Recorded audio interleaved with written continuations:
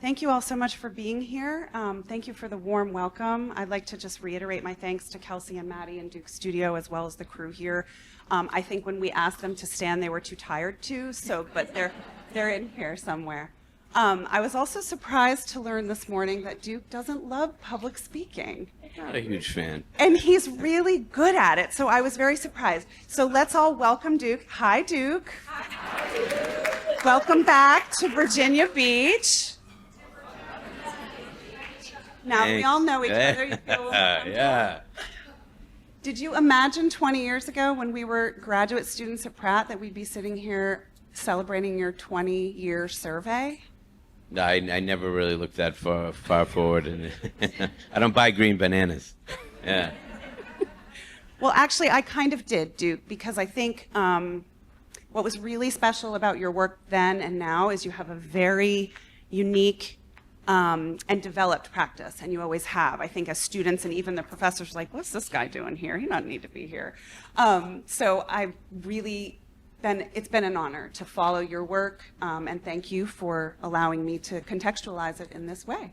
Well, thank you for making this all happen, and thank you to the museum and the crew that worked very hard on the show, and everybody else that made it happen too.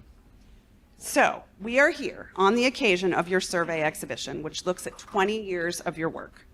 Now, we could have probably included 20,000 square foot if we really wanted to make this a retrospective. So we really tried to think very thoughtfully, and Duke throughout this process has been thinking thoughtfully about this community and what it would respond to, how his work connects to themes and issues that are going on here. And so we decided to really kind of organize the show into 3 sections. And as we were deciding how we were going to structure this talk, it kind of made sense to just follow the layout of the exhibition, because there's also a bit of a chronology as you move through.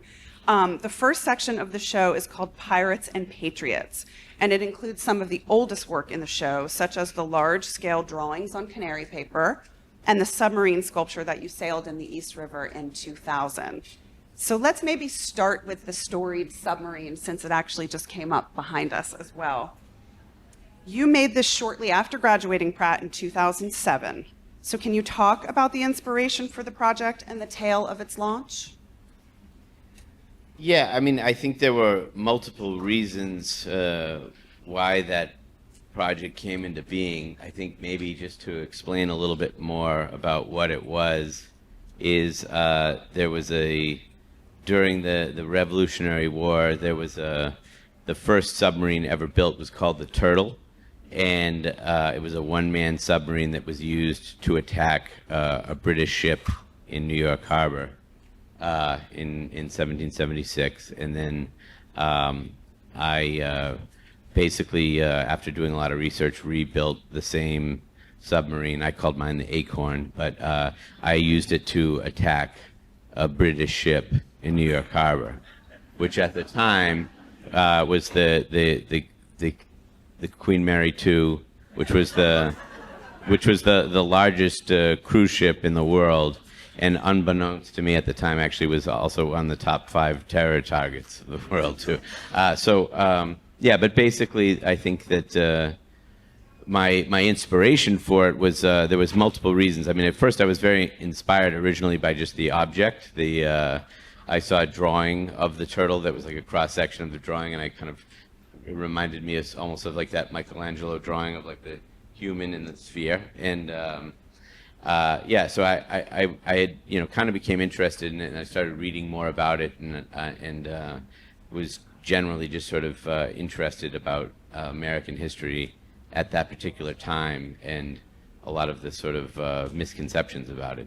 But yeah, at any rate, basically, I think that one of the things that fascinated me about it too was that it was sort of this thing that it was most people at that time had very limited understanding of physics, and most people couldn't swim. And what this person was doing that took it out, who was not actually part of the Continental Army, he was a civilian, but was that he was going to attack a British ship while everybody was asleep at night, which I think, by standards then and today's standards basically would be considered terrorism. I think I was sort of really thinking about that and kind of just sort of, the way that American ideology about patriotism and things like that has shifted over time as us being this sort of, our kind of origin story as being this like fledgling army that defeated the most powerful army in the world, and then how that sort of, these stories change over time as we are now this kind of, superpower. So I think it was about that. It was also about the fact that they were building this cruise ship terminal in my neighborhood, and so I kind of also actually had a legitimate beef with the cruise ship, because they were using all of this municipal money under the auspice that they were going to provide jobs to the neighborhood. I think they said they were going to provide like 400 jobs to the neighborhood, and actually they provided no jobs, and all of the tourists were like swept away into Manhattan and didn't even really like frequent any businesses in the neighborhood. So it was kind of for that, and basically I think I just wanted to use technology from 1776 to circumvent the sort of amount of money that was being spent with the Patriot Act at the time to kind of allegedly protect us, when in the reality they were just sort of kind of encroaching on our human rights, and and the city was not really any safer. Yeah. And if I'm not mistaken, you were also listed as a terrorist. Oh yeah. No, I was on a Homeland Security watch list for a while after that project. And, yeah, but just adding to the folklore. Yeah. And speaking of folklore, certainly myth and storytelling, and as you said, that research element really does connect to all of your works. And I think in many ways it's very clear in the large-scale canary paper drawings that we have. I don't know if there's a specific piece you want to talk about, or if you want to talk more in general, but there's so many layers in those works, and there's so many different stories and things that are going on. Could you touch on where that comes from a little bit? I think I understand the question. I mean, so you're asking me sort of about folklore and then how it is in the work. How are you, I mean, I think particularly I'm speaking about the canary paper works too, that they are so laden with stories. There's so many characters. Mm-hmm. Where do they come from? Are they specific to research? Are they sort of mashups of different things you're thinking about? Are they people that you know and have met? I guess I would say first of all, like the canary paper is actually just like a type of it was a type of sort of cheap drafting paper that we used to use in tattoo shops to modify a drawing very quickly, like in front of a customer that was asking for a custom tattoo, because you'd sketch something out and then they would say, no, not exactly like that. You throw another piece down and you just kind of keep building up layers. I think that one of the things about, working in a tattoo shop was that at that time, I think that industry's changed a lot, but a lot of you'd be alone in a room putting somebody in an uncomfortable position, and they'd start talking and sharing stories. And I think you learned a lot of things and sort of alternate histories of the world, or of this country or anything during that time that sort of only exists like in the margins. And I think a lot of times that would honestly be some of my greatest inspiration. And where that you would hear some crazy story, and then you would go off and research things that you would never learn in school. And in fact, I think as time went on, when I started making a lot of video projects where I was kind of creating these sort of sometimes taking all these informations and different truths and things that I didn't know about. You would sometimes almost create like a falsehood or make something up, and then to get to a closer truth. And then a lot of times I would use these different people that I had met through that as actors in some of those videos and whatnot. But yeah, I think like, for instance, like the submarine project, I was really obsessed with kind of what was going on with the history at that time. And, I think that when I made this second submarine, I kind of created this whole sort of folklore that when they made the turtle, they made two submarines and that one of them had disappeared, and that this character had disappeared and was sort of somewhere in the bottom of the harbor that had never been seen again, and that he kind of like came back, like a long time after to kind of right a bunch of wrongs. And so that was sort of, I guess, a little bit of maybe an example of that. I don't know. No, I love that, and I think that gave a lot of information and background about what you're about to see. And you did mention tattooing, and I do want to touch on that a little bit because I know that culture is looms large here as well. You have a very successful tattoo shop. Did that start at the same time as your sort of fine art practice, and has the aesthetic of your work affected the tattoos, or is the tattoo aesthetic affected the work? How are the two entwined, or not? I think that they're totally entwined, and it's completely symbiotic. They both like inform each other. I think that I was always interested in tattoos since I was a little kid, and I was always interested in being an artist since I was a little kid. When I went away to school, there were two formerly incarcerated people that moved into my building that taught me how to tattoo, and I realized this would be a great way to make some money while I was going through school and whatnot. But I had always already been very like interested in that aesthetic and whatnot. I think that over time, my drawing style was very much influenced by tattooing in just the way that I make lines. But I think in general, I'm also like generally drawn, whether it's a performance piece or an art piece, like a drawing piece or something, to things where you have to make a mark, and whatever your mark is, you have to live with it. So it's like anything that I'm doing, if it's when I was a kid, when I was doing graffiti, or if it's like tattooing, or it's mosaic, or it's deciding that you're going to, launch a submarine and to attack a cruise ship, you kind of have to live with the consequences. You have to commit. Yeah, there's like a commitment. So it's not like oil painting where you can kind of go back and fix it the next day. It's like whatever you do, it's done. So I think that is sort of like things that I'm drawn to. You kind of at some point have to like, take a leap. And but yeah, I think that my tattooing has definitely changed because of my interest in some of these sort of maritime crafts and things like that as well. Yeah. And you did mention your college days and living in some gritty places. Is it true that you lived in a pigeon coop? I did. Yeah, I lived in a pigeon coop for 4 years. Yeah.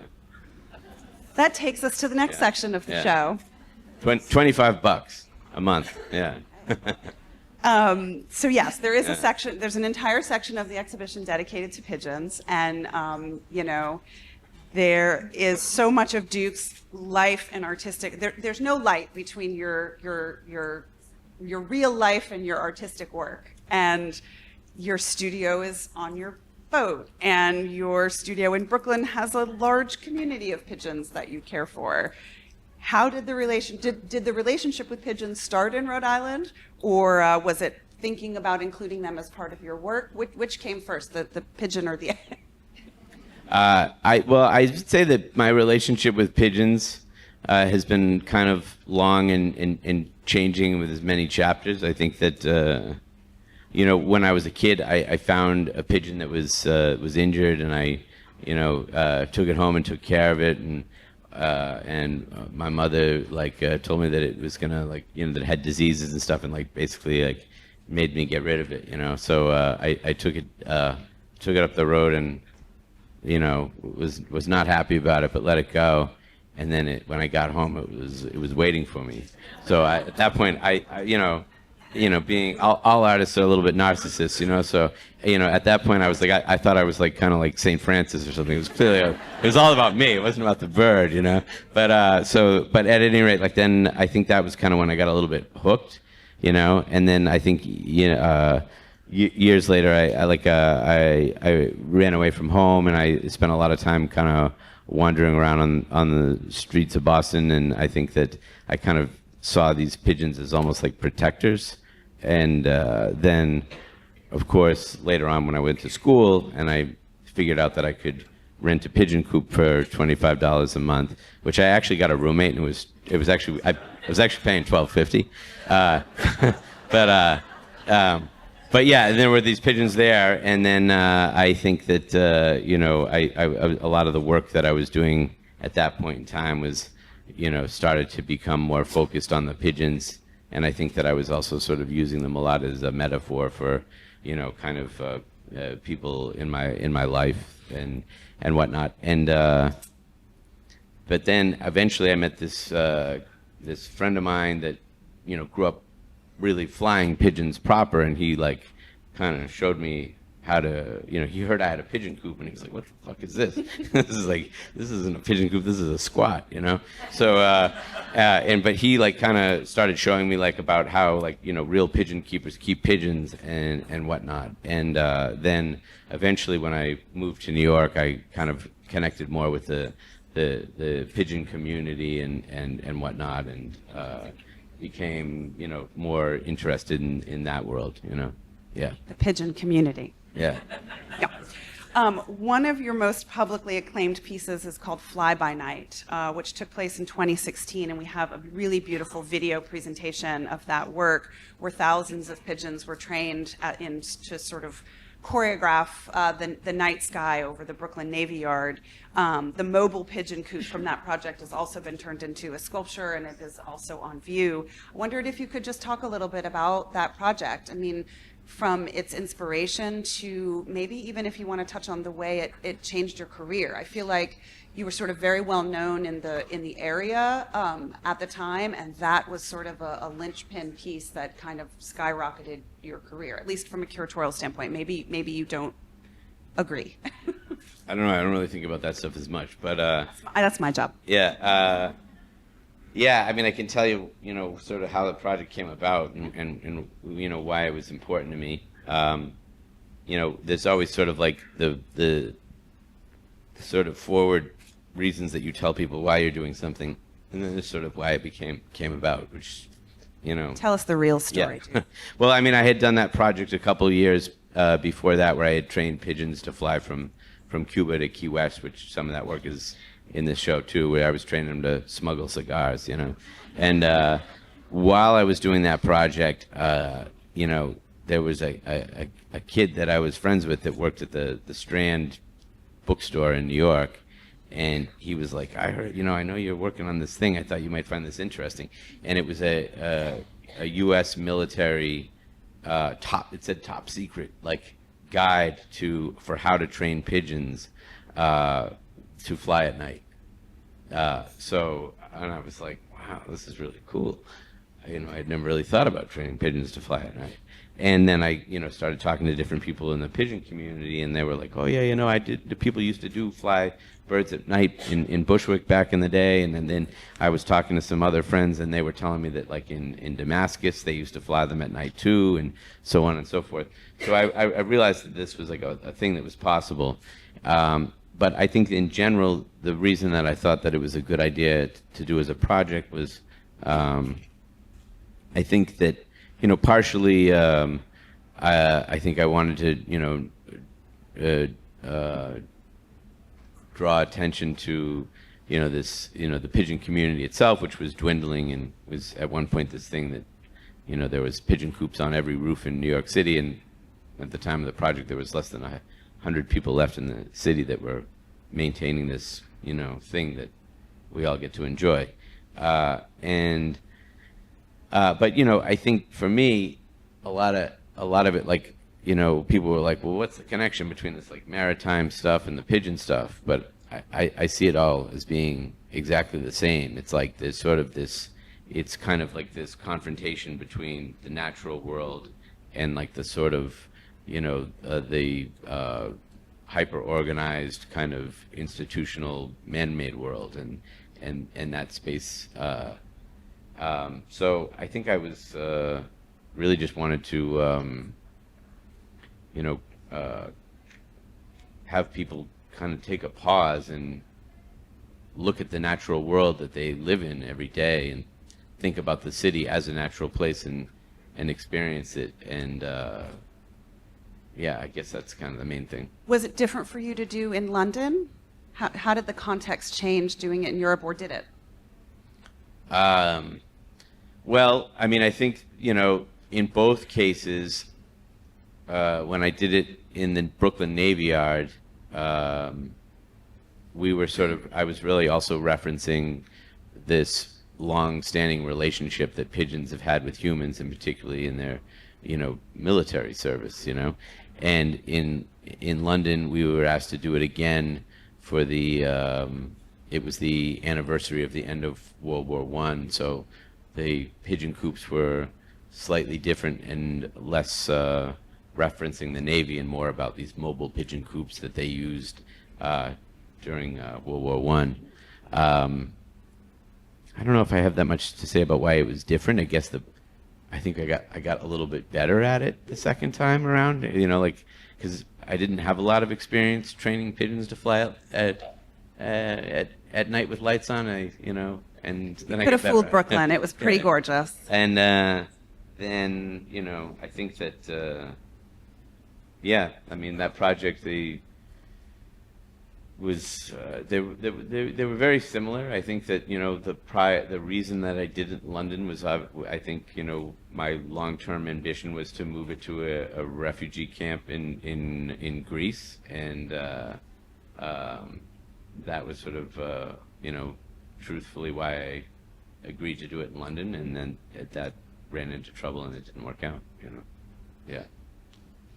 We talked a little bit on the sort of aspects of your practice that examine, the vulnerable, the overlooked, issues in society that are sometimes challenging to discuss. So I think, obviously environmental issues being very central to your practice. So let's maybe move to the plastics section of the exhibition. Your scrimshaw work, arguably your most widely acclaimed.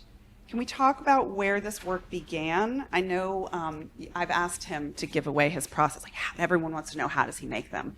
And you've been very top secret about that. So I'm not expecting you to give away the secret sauce, but maybe talk a little bit about where they came from, your choice of imagery, how they're made, where they're made. I guess I think, one thing I would sort of say about that is I think going back for the entire 20 years, you can sort of see that I was referencing scrimshaw in my work going way back before I started putting it on plastic, and I was also referencing trash in the waterways going way back too. And but I think at one point I was just walking on the beach, and I found I thought I saw a piece of bone on the beach, and it ended up being like a piece of a deck brush, like for scrubbing a boat down, and it looked so much like bone that I ended up going home and scrimshawing it, and I think at that point I sort of was thinking about the fact that the whale oil industry at the time was sort of like the biggest economy in this country, and it was sort of the fossil fuel industry of its time, and that scrimshaw was sort of the byproduct of this industry. And I was thinking about that, just sort of the relationship to the place that we are now, where at that time these whalers were, basically almost wiped 2 species of whales off the planet, and they kind of knew what they were doing because they were going further and further away to get them, and kind of where we are now, where it's fossil fuels and plastic being that byproduct, and the destruction that it's causing the oceans. And then I guess I was sort of thinking about how a lot of the people that are portrayed on scrimshaw were often some of the most prominent people in society, or the ship captains, or the people that were, paying for these expeditions and whatnot, because they were the ones that would would buy it. And so I started making this scrimshaw, and I started putting these different CEOs and people from the plastic industry and the fossil fuel industry on them as sort of the people that I would document in my modern day scrimshaw, I guess. Yeah. And is it true that it can only be called scrimshaw if it's made on the water? Well, I don't know what's true and what's not true, Well, but I guess the thing is, Are you holding true to that myth? I like maybe? to argue with people about this, Okay. because there's some people that like kind of will get to boar's tusks, and they still make scrimshaw on them, and they'll look at what I do and sort of say it's like scrimshaw, not real scrimshaw, but to me, the word scrimshaw actually comes from, I think, this other word scrimshander, which meant to sort of waste one's time on a boat, So if you're not wasting your time on a boat, I think it's not scrimshaw, And most of the scrimshaw that I make, I actually make on a boat, and it comes out of the sea, not out of a boar's tusk that you ordered on eBay or something. So I think mine's real. Yeah. Do we agree? Yeah. Yeah, yeah. So you came to Virginia Beach, did quite a bit of several times, and did quite a bit of research, had some adventures.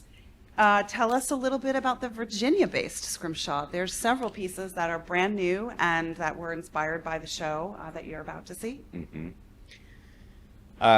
Well, I guess I came down here several times, and it was thinking a lot about the area, and I had I spent a lot of time driving around with Spencer Tinkham, who's here, right? I think he's here. Maybe he bailed. Yeah, and I remember him we were driving, and he was pointing out an area where there was a whole bunch of reefs made out of sunken ships, and then I guess I started thinking about all of the different ships that were built here, for the military, and how many of those were lost in various conflicts, here and around the world, and that those were also probably reefs somewhere, and just kind of thinking about that relationship and whatnot. Yeah. You also developed a new body of work inspired by ruby glass. Can you talk a little bit about where that inspiration came from, and maybe the new piece that's debuting tonight? Yeah, I think I guess I'm trying to think when I first came down here. Would you say it was 2021 or something? Yeah. I think you came in It's been a long run. 22. Yeah. But yeah, I guess we were thinking a lot about this, this area and what it, what it meant to me and whatnot, and I sort of was pretty interested in it because that the two main economies here is the military and tourism. And I lived in a town when I was a kid that was also the two main industries was summer beachside tourism and an Air Force base. Got the right guy for the job. Yeah. So I was thinking about that, and then I started doing a little bit of research, about the history of the area and whatnot, and I started, when the tourism industry sprang up here, and also kind of the height of the shipyard production and whatnot, and I think I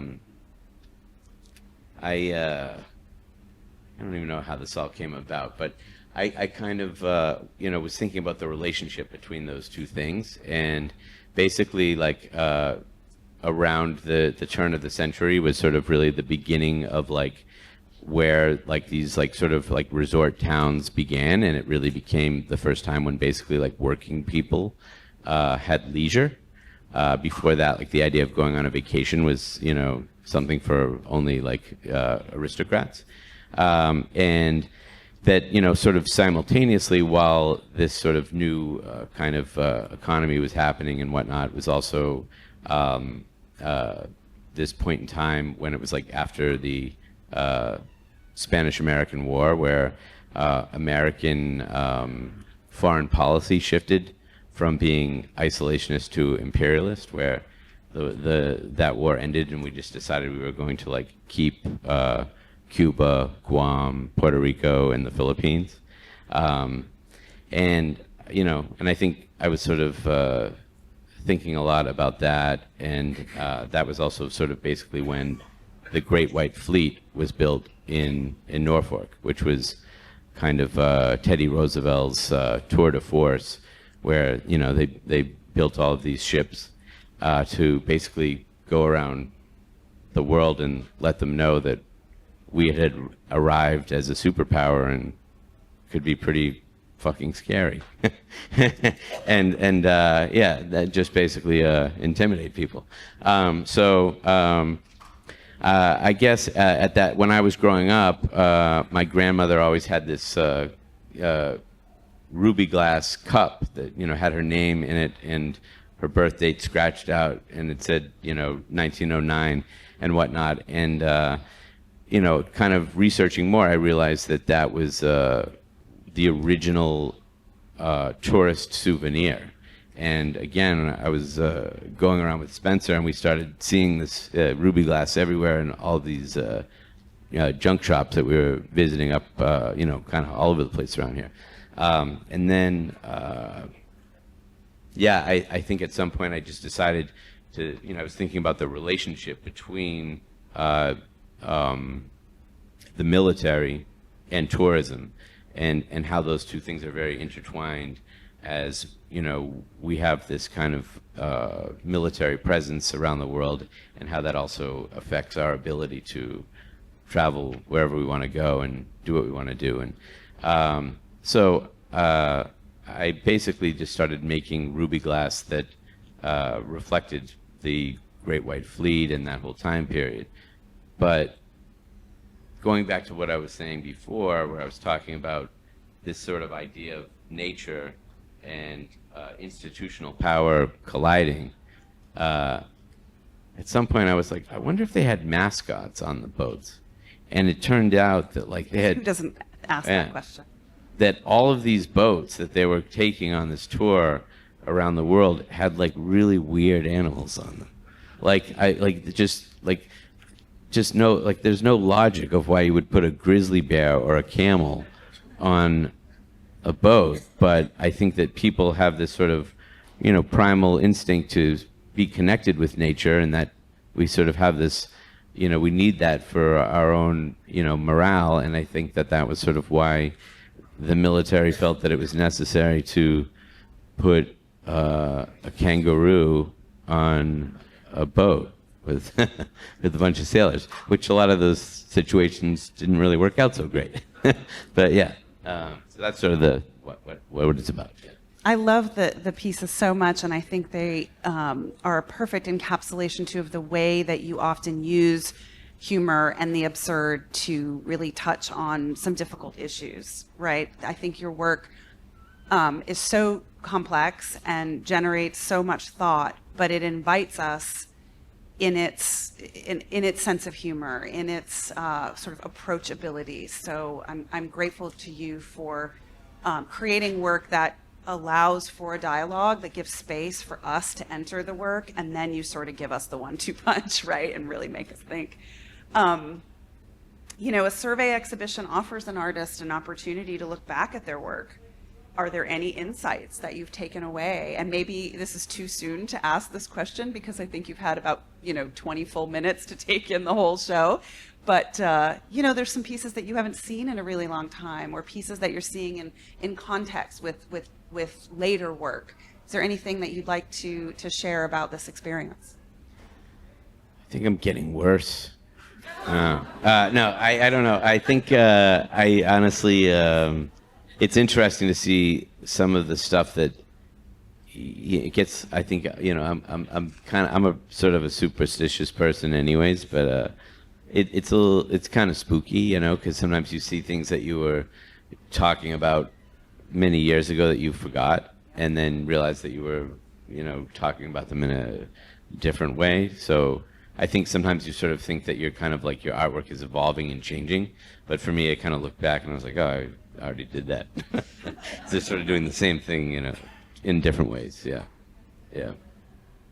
What's on the horizon for you? What's next after this show? Have you gotten a chance to even think about that? What can you share? Yeah. No, I think, I have a few other, museum and gallery shows I'm excited about, but I think, I guess I'm working, I'm helping produce a film about Paul Cuffey, who, if you don't know who he is, look him up, because I think he's probably one of the most fascinating people in American history. And You have homework? what else am I working on? I know what I'm doing. Yeah. Well, I'm working on a really large. I think I'm going to spend the next couple of years. I have a very, very, very large, complicated sculpture that I want to make that I think is going to sort of be taking various stories about the way that the world is being impacted by climate change from all over the world and kind of bringing them together in one place. And I'm working on that. And other than that, then you say that you were working on your own art fair? That's what I was going to get to that. Yeah, next December I'm going to have I'm hosting my own art fair at the same time as Miami Basel, except mine will be a nude art fair.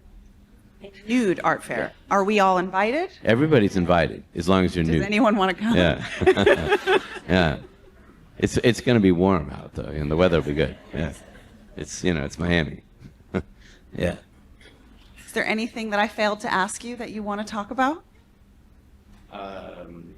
We covered a lot of ground, and I know everyone's excited to see the show, but I wanted to give you an opportunity in case there's something I missed that was major. Not really. Not more than just thanking everybody for helping me make this happen. Yeah. Duke, thank you so much for your years of friendship. Thank you for letting me contextualize your Thank you. show. Yeah. It's gorgeous, if I may say so myself, and we're going to release everybody to go and see it. Duke will be in the gallery. I know you probably all have some questions for him. Try not to bombard him, but he'll be available in the gallery. Thank you all so much for coming. Thanks, Virginia Mocha, for having us.